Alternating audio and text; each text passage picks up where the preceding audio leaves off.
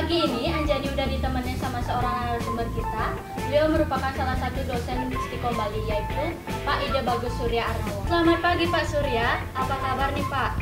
Baik, Adik Anjani, kabar saya kabar baik. Nah, sekarang Bapak bakal berbagi ilmu tentang apa nih? Kali ini saya akan berbagi ilmu tentang sorting ya, dalam bahasa pemrograman C. Bisa dijelaskan sedikit Pak, apa itu sorting? Oke, sorting merupakan suatu proses pengurutan data yang sebelumnya tersusun secara acak sehingga tersusun secara teratur menurut suatu aturan tertentu. Pada umumnya ada dua macam aturan yang berlaku untuk sorting. Yang pertama itu ascending atau urutan naik, di mana urutan ini kita mengurutkan data dari yang terkecil sampai dengan data yang terbesar. Contohnya dari 1, 2, 3, 4, 5 dan seterusnya. Kemudian yang kedua itu descending. Descending itu adalah urutan turun. Jadi kita mengurutkan data dari atas sampai dengan data yang terkecil.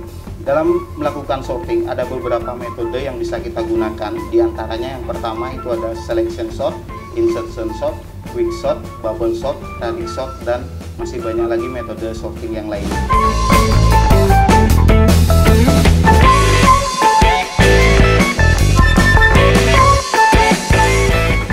Oke, pada proses pertama kita memerlukan 3 buah variabel. Yang pertama I, yang kedua C, dan yang ketiga temp.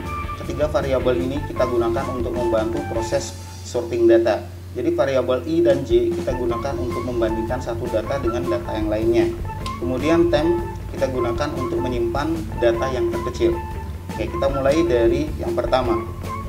Kita ambil dari nilai yang ada di indeks I. Kita asumsikan bahwa pertama itu adalah data yang terkecil dulu. Jadi data tersebut akan menempati posisi temp. Berikutnya baru kita bandingkan dengan data yang ada di indeks J, yaitu 55. 44 lebih kecil dari 55, maka posisi temp tepat ditempati oleh 44. Berikutnya kita bandingkan dengan 12. 12 lebih kecil dari 44, berarti posisi temp diganti sekarang menjadi 12. Dan 44 tadi yang menempati posisi temp kita kembalikan ke posisi awalnya, yaitu ada di indeks ke 0. Berikutnya kita bandingkan dengan 42. 12 masih lebih kecil dari 42, dia berarti tetap menempati posisi temp. Berikutnya kita bandingkan dengan 94. Dan 12 masih lebih kecil dari data di indeks J, yaitu 94, berarti posisi temp masih ditempati oleh 12. Berikutnya kita bandingkan dengan 18. Jadi 18 masih lebih besar dari 12, berarti posisi temp tetap ditempati oleh 12. Berikutnya kita bandingkan dengan 6. 6 lebih kecil dari 12, jadi posisi temp kita ganti sekarang akan ditempati oleh angka 6. Dan 12 tadi itu kembali ke posisi semulanya. Berikutnya kita bandingkan dengan data yang ada di indeks ke-7, yaitu 67. Kita bandingkan dengan temp, dan temp lebih kecil daripada 67, berarti posisi temp itu masih ditempati oleh 6. Karena datanya sudah semua kita selesai bandingkan, baru kita akan melakukan pertukaran data, yaitu kita akan melakukan pertukaran data 6 dengan yang ada di I. Oke. Jadi sampai di sini proses pertama di tahap pertama ini sudah selesai. Oke, berikutnya kita masuk ke tahap kedua. Di tahap kedua ini kita tidak perlu membandingkan data indeks ke 0 tadi karena kita bisa pastikan dia sudah menempati posisi yang tepat. Nah, di sini di tahap kedua kita juga memerlukan 3 buah variabel seperti tadi, itu ada temp, I, dan J. Nah, kita asumsikan bahwa 55 yang terkecil. Jadi dia menempati posisi temp. Berikutnya kita akan bandingkan dengan 12.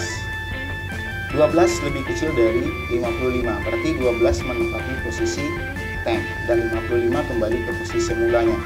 Berikutnya kita akan bandingkan 42 dengan 12, dan 12 lebih kecil dan tetap menempati posisi temp. Kita bandingkan dengan 94, dan 94 lebih besar dari 12, maka posisi temp tepat ditempati oleh 12. Berikutnya kita bandingkan dengan 18. 12 masih lebih kecil, berarti 12 tetap menempati posisi temp.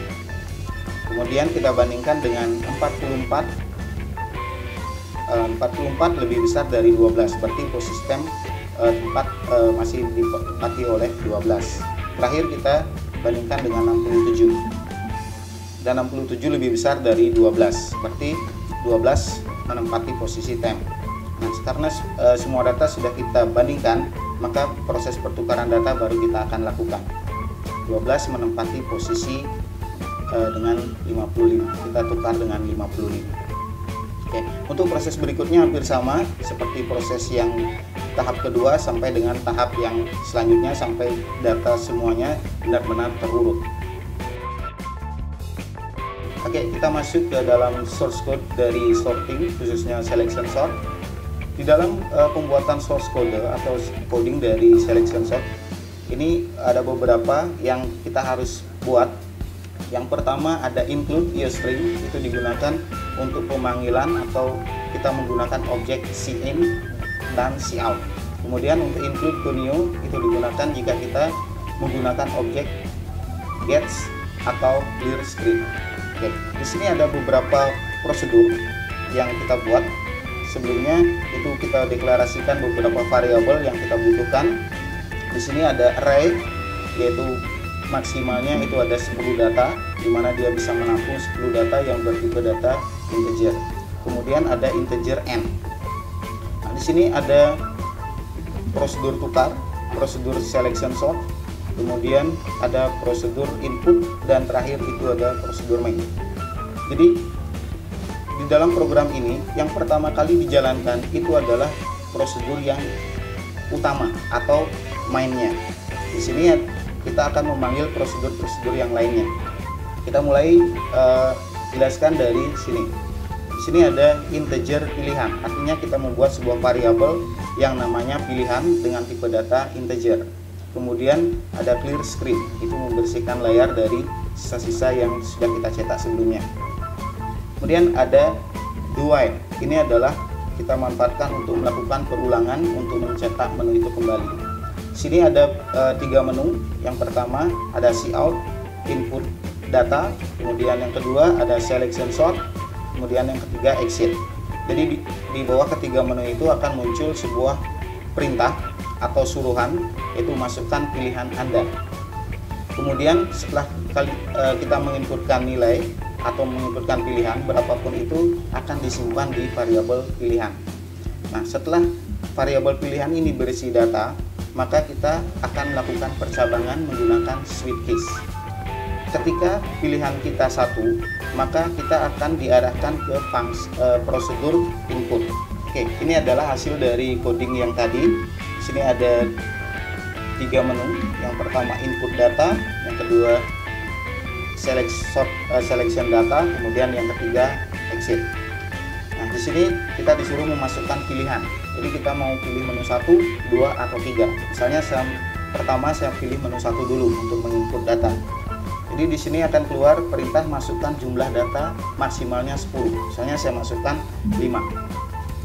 Kemudian saya isi dari data pertama, itu saya isi sembarang 4, kemudian 3, kemudian 6, kemudian 2, dan terakhir saya masukkan 9. Nah, sekarang kita akan mengurutkan data secara ascending, yaitu kita bisa pilih menu 2 dan enter. Jadi akan muncul hasil dari sorting menggunakan selection sort, itu berupa 2, 3, 4, 6, dan 9. Jadi proses selection sort sudah selesai. Nah, Stikomers, tadi kita udah lihat nih penjelasan beserta contoh program dari sorting. Terima kasih buat Pak Surya udah mau berbagi ilmu bersama kita pagi hari ini. Jangan lupa tonton Stikomers TV lainnya. Jangan lupa like, share, and subscribe Stikomers TV. Stikomers TV, always your voice.